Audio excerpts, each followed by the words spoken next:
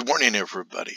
Well, it was requested that I do a little bit more pop culture magic, and this really isn't quite pop culture. This is actually old-fashioned magic, but we're giving a little bit more of a modern spin to it, and that is dirt magic. Dirt is amazing. Geologists are able to take a sample of dirt and able to determine where it is from. And the more that they have and the better equipment they have, they can specify a very small area. And that's with modern science. Well, the same thing with magic. You can use dirt from somebody's property and use that as a locator for your magic. And this has a major advantage to it. When most people think that they have been cursed or hexed, they're thinking that it's been against them personally. If you are using dirt to place some dark arts, negative type magic against somebody, well, dirt is perfect because you can use the property of the person against them. And they're going to be so focused on what you did to them as a person that they're not going to think about their property. It is also something that you can use in positive manners, because if you have a sample of dirt from that property, you can also build incantations for defenses.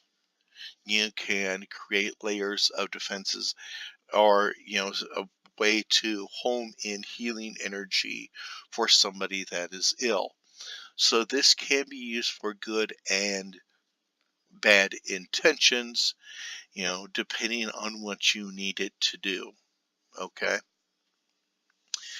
So let's say you collect some dirt. Keep it in a baby food jar is my suggestion. That's how I store my dirt. Okay. So you need 5 things to work this magic. Actually, you only need 3 of these, but I like to go a little overboard, because the more that you do, you are applying more magic to it, and more energy to it, I mean. And the more energy you put into your spell work, the better results you're going to get. That is a fact. Okay. So, let's say we're wanting to do a spell. We would want to buy a manila envelope, which you see here. You would write your intent on a page. You would write your spell incantation on another page. Now, one of the options is a sigil. If you are into sigil magic, create your sigil.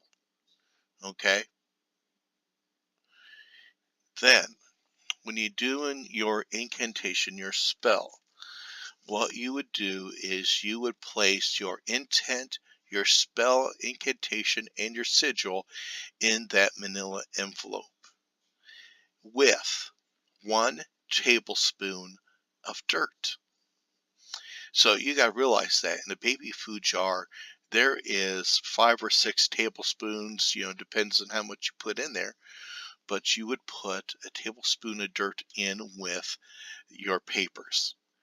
You would then seal your manila envelope. Don't write anything on it, or put the very little that you want on it. The reason why I leave my manila envelopes empty is because it is to seal. It is the container for the incantation. So I don't make it part of the incantation. I make it the container. And I'll explain why in just a little bit. So you would perform your standard spell, whatever your routine is for your path, your tradition, follow it. You would then put all these papers and ingredients into the manila envelope, and you would seal it with the clasp, and then you would put it in a dark place. Myself, in my bedroom, I have a desk drawer that is used for nothing else. And so I would put everything together after my spell work, leave it on my altar until my tea light candles are burned out. I would then take that envelope and put it into that particular desk drawer, and it's done. An example of this is, we have this one person who wants to cause trouble for people. So what I did was, with these ingredients, I created a burden spell. And what this does is it makes it harder for this person to cast spells. It's the concept of, it takes energy, it takes effort to cast a spell out successfully. Well, if you make it a burden where they're going to have to work extra hard, well, they're going to fail more. And so that's the purpose of the incantation. And this person knows who she is. But so I got everything written out. I did the incantation at my altar. I had 2 tea light candles burning, one on each side of my altar plate. And I put everything into the envelope. I sealed it. I waited, I believe it was like 25 minutes for the tea light. No, it's a little bit longer than that, for the tea light candles to burn out. Once they were out, I then took my manila envelope and I put it in the desk drawer. Now, the beauty of this is, because if you are able to know which is for who, you can recharge this. So let's say, we're having good success with this spell, and you want to make sure that it's, staying active. There is no weakening of the spell. You can then grab that envelope, leaving it closed, put it on your altar, light a couple more tea light candles, and you can meditate on it. Or if you remember your incantation, or you just know the general, intent of it, talk about the intent, re-energize, send out more energy. And once those 2 tea light candles, in my case, are burned out, you put it back in the desk drawer. So I can recharge this spell anytime I want to, for as long as I want to.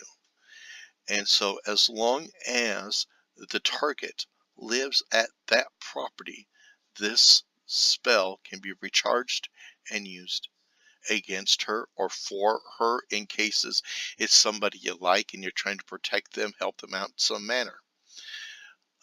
So this is the power of dirt. So if you have somebody nearby that you're trying to protect, maybe grab a baby food jar of dirt and you can create some defenses or send some healing energy, and you are able to direct it better towards and for that person. So I hope everybody liked this video. Everybody, please, if you have a comment, please post below. And everybody, take care and be at peace.